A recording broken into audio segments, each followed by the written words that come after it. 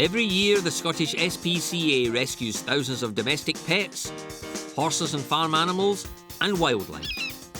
We're on the front line with the charity's inspectors and rescue officers to see the lengths they go to in saving Scotland's abused, abandoned, and injured animals. Coming up, Leanne makes a disturbing discovery with a well-loved family pet. When was the last time this one's seen a vet? And will these baby birds survive their horror fall? It's been so dry that the nests have dried out and just fallen off.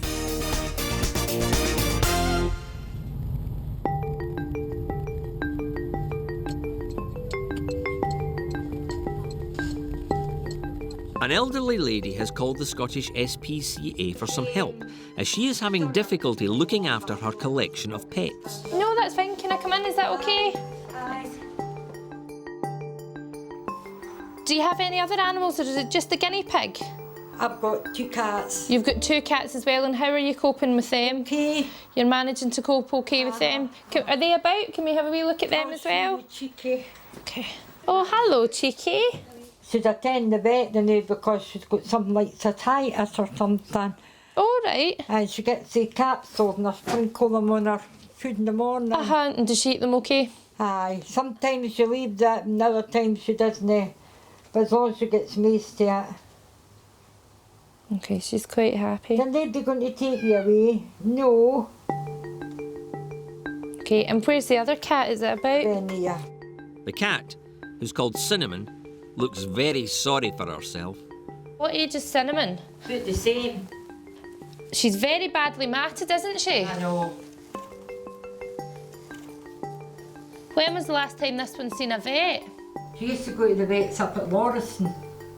I'm just trying to have a feel of the cat's body condition at the minute. It's very badly matted. So what will essentially happen is these mats will eventually just rip away from the skin, leaving sort of sores. It's really painful for the cat. As the fur moves, it's like getting your hair pulled and it's right down to the skin, so it'll be really uncomfortable. The Scottish SPCA is often called out to help elderly owners, as caring for their pets can become difficult when they get older. Hopefully, Leanne will be able to help Cinnamon and her owner. Meet Hugo, 160 pounds of lovable, slobbery dogginess. Hugo's a dog de Bordeaux, and unbeknown to him, he's about to become the subject of a visit by the Scottish SPCA. Hello, Hugo. Senior Inspector Billy Linton's been told Hugo's not been taken for a walk for months and spends most of his time cooped up in this outdoor kennel. You cheeky. If the allegation's true, then Hugo will probably find himself in new digs tonight. But first, Billy needs to speak to the dog's owner to give them a chance to explain. Somebody's made an allegation that the dog's not been out in 69 months. It's not exercised. It's only ever getting water through the slats in the fence. And there's not always somebody in attendance with the dog. Aye, well, obviously I do need to go out at times. Like, I'm not in the house 24/7. No, absolutely. But you know, they're claiming that it's for long periods of time. But no. Certainly, you know, I mean, it's clean. There is a bit of faeces there, but you've got a big dog, so. The night it is cleaned, like. No, absolutely. I understand that. I mean, it's not bad by any means. Aye. This sounds like it might be a complaint about Hugo's barking, which the society doesn't deal with. That's left to council environmental health departments. Owner Laura is about to get some advice, just to make life a bit easier for her and Hugo. If you shut that end bit off, you know, the end bit just where the kennel meets the gable end of the house, would that close off the whole garden? Yeah. Mm-hmm. It's just that if he's out there and you're not there, he's got access to the road. Aye. And it would, you know, for a simple gate there, it means that, you know, if you're looking after a toddler, your baby, that you could be at peace of mind that he wasn't going to run onto the road or anything like that, you know. Not everything in the job is accurate. The dog is in good condition, the kennel's well constructed, it's easy to clean. What I have asked is if this gap can be shut so that the dog could have access to the garden if necessary, because there's young kids involved, and if the owner's busy with the kids, the dog then won't have access to the main road for its own safety. In case it gets involved in RTA, it might just bolt out after a ball or something. But I'm not finding a big issue here, really. It's a nice dog. A lot of people don't like them, but I like them. These dogs are magnificent specimens, especially if you can get over their slobbery ways. Because of their size, they only tend to live for 5 or 6 years, so they are a big responsibility. If you want one, make sure you research the breed thoroughly. Here. Blackness, a tiny village and harbour on the Firth of Forth, near Linlithgow. It's got a castle, a pub, and less than 150 citizens.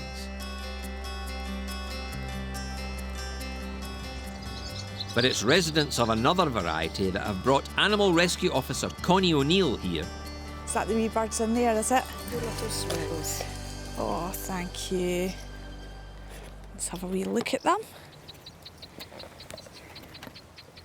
Oh yeah, they're little house martins. Tiny little things. They've got sticky little feet that cling onto you. Not ready to fly yet. We usually get them quite often. They've just painted their own recently, and then it's just as soon as they've done that, they started building their nests. Every year they come back and forth. We don't usually have problems with them falling out the nest, but I think because of the weather conditions recently, it's possible that they've came through the nest that way. It seems the chicks fell out of their nest, but they were lucky. They got a soft landing in this planter. It's been so dry that the nests have dried out and just fallen off because they're not very well stuck to the building. There's like saliva and muck that keeps them stuck, but they're just not holding. There's 4 wee survivors there and they'll last, they'll be fine. Connie will take the chicks to the Wildlife Centre at Fishcross, where they'll be hand-fed and then released. I've got 4 little house martins for you. Very good, I can hear them. Excellent, thank you. Thank you. Inspector Leanne McPake is visiting an elderly lady in central Scotland who has asked for some help in looking after her pets.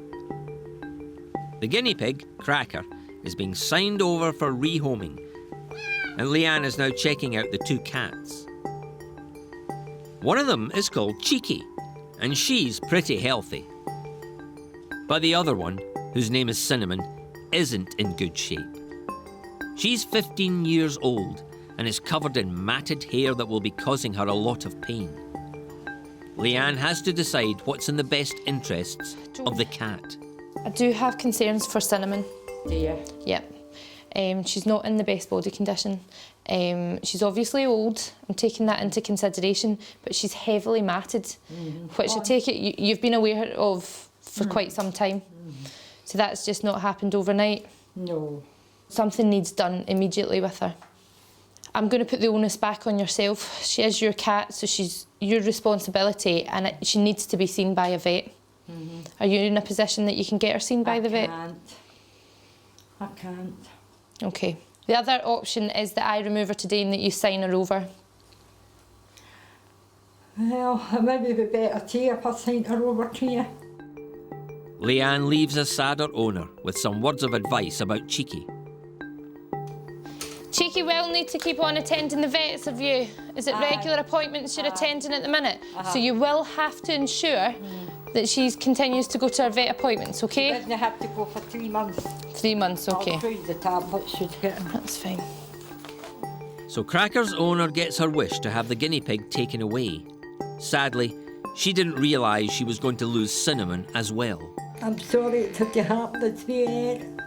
I never thought it would have got me this. You're doing the right thing by her.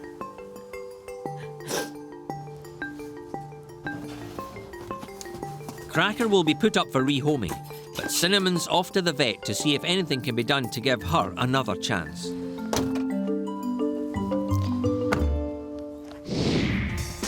Still to come, a seal is marooned on the rocks in Aberdeen, I'll get a wee look. There's a wee bit of yellow stuff on its tail.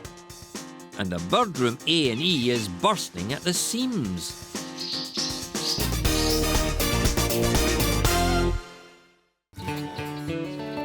Remember the little house martins rescued in Blackness Village? Well, they've arrived at the Scottish SPCA's centre at Fishcross, Lorraine Gow is looking after them as they begin their journey to freedom. The first thing to do is give them some liquid in case they're dehydrated. And then some food to build up their strength. Even though they're quite small, they can eat quite a bit as well. They've got a good appetite and they've great personalities, little birds. Hundreds of birds of all colours, shapes and sizes come through Fishcross every year. But they're all individuals, and Lorraine has to get to know their likes and dislikes. So things are getting so busy here that we've got to make it like a high-rise flat going on. There's so many boxes of house martins because we've got now 100 in. So it's just putting them in their little nest, trying to keep them in their nest. There's a lot of jumping around, but they're doing so well. That's them settled. At least they're safe. It'll take another few weeks before these little guys are ready to fly off. Inspector Leanne McPakes brought Cinnamon to see the vet. Hiya. A checkup will tell her if the cat has any chance of a healthy future. You're a wee old lady, aren't you? Yes, it definitely feels like there's something in there that I'm not quite happy with. A sort of tumour or a growth or something? I would say something like that, potentially. There's something in there that doesn't feel quite right, and I think that we've got something underlying within the abdomen. Do you think that's probably causing our poor body condition? I would say so. I would say it's very likely to be, and that combined with the signs of cat flu that she's got as well, the no teeth, the runny nose and no teeth. It's the mats are bad, but you know, I think we've got other issues here, and really I don't think we're going to be able to get her back to normal health to be fit for rehoming. To make it fair for her? Yeah, kindest thing would be to put her to sleep.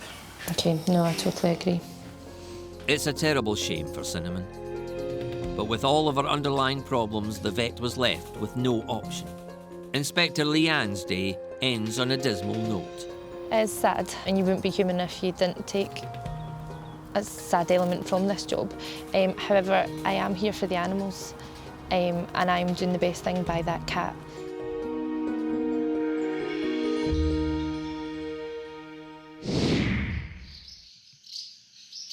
Let's find out how the house martins brought into Fishcross by Connie O'Neill are doing. They've been here a couple of weeks, and already they're showing signs of getting stronger. The birds have been transferred to the centre's flight room. We just bring the nest boxes through, and then the house martins and swallows are free to leave the box and fly around the room. So we've got ledges up here and some rope as well, and this is to try and give them places to land around the room and just basically build up their flight muscles. Lorraine will continue to feed the house martins.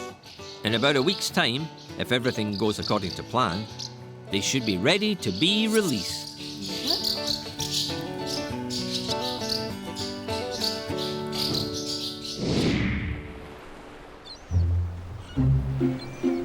Aberdeen. Scotland's third largest city is best known for being the country's oil capital, but it also has several stretches of beach. And here in Torry, south of the centre, a little seal pup's been found on the sand. I was just out walking my dog this morning.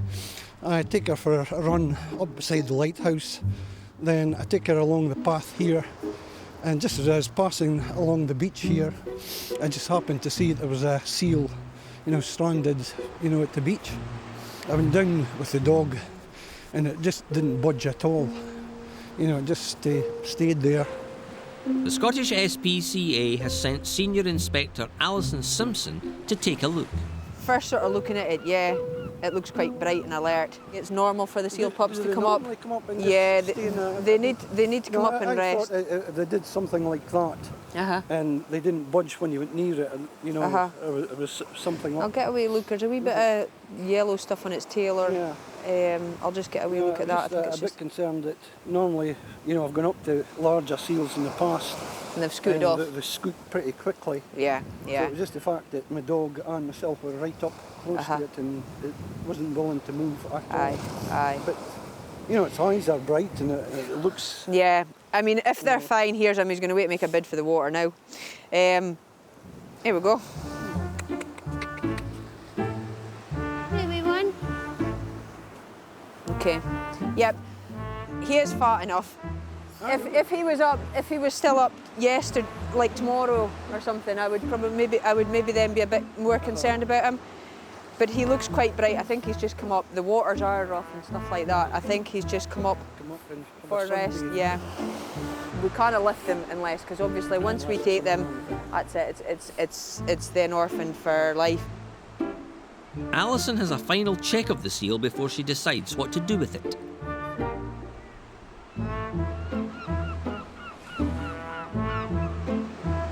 I can't see nothing untoward with him. So what I'll do is I'll leave him. The collar's going to phone us back if he's still up tomorrow. If he's still up here tomorrow, I would reassess it. But looking at him at the moment, I can't see any reason for us lifting him. That's good news for the seal, and it seems Alison's judgment that he's okay is bang on the money. To prove he's in fine shape, the seal hightails it to the water and leaves this bit of beach behind.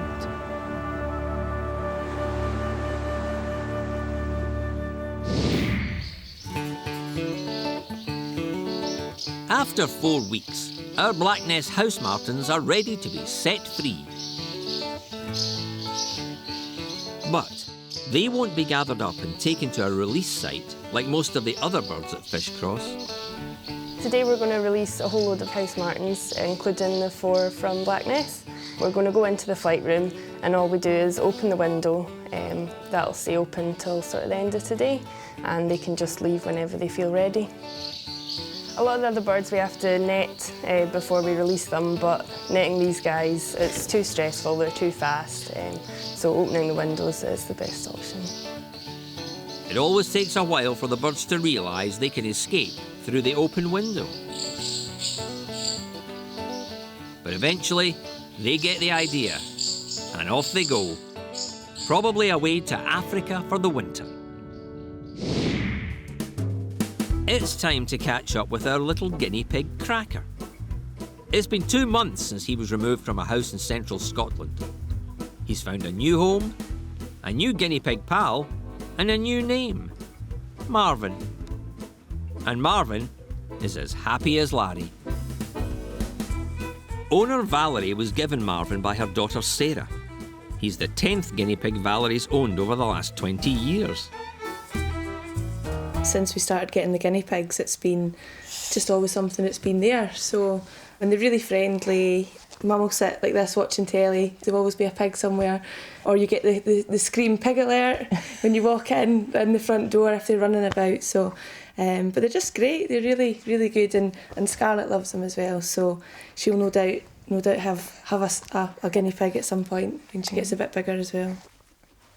I already had Noel, who I got from the SPCA last year, and they don't really do well just on their own, and I had previously lost one. So I was quite pleased really, because for both of them, they're much better in company. And company is not something Marvin will be short of. Valerie loves all types of animals, and there's no telling what creature will turn up next. I've had German Shepherds most of my life, and I've now got a horse. I've had cats, rabbits, hamsters, gerbils, mice, rats, anything really that's... I mean, we've had all sorts. I've had a crow at one point. My son brought home an injured crow and he lived with us for a while until he was set free. So, yes, I've always had animals. I was brought up on a farm and I think it's in the genes. Marvin's found a family who will give him the love and attention he needs. He was very, very shy to begin with, but as you can see, he's quite vocal as well. This is his home and he'll always have this home, and I hope he'll have a nice, long and happy life with us.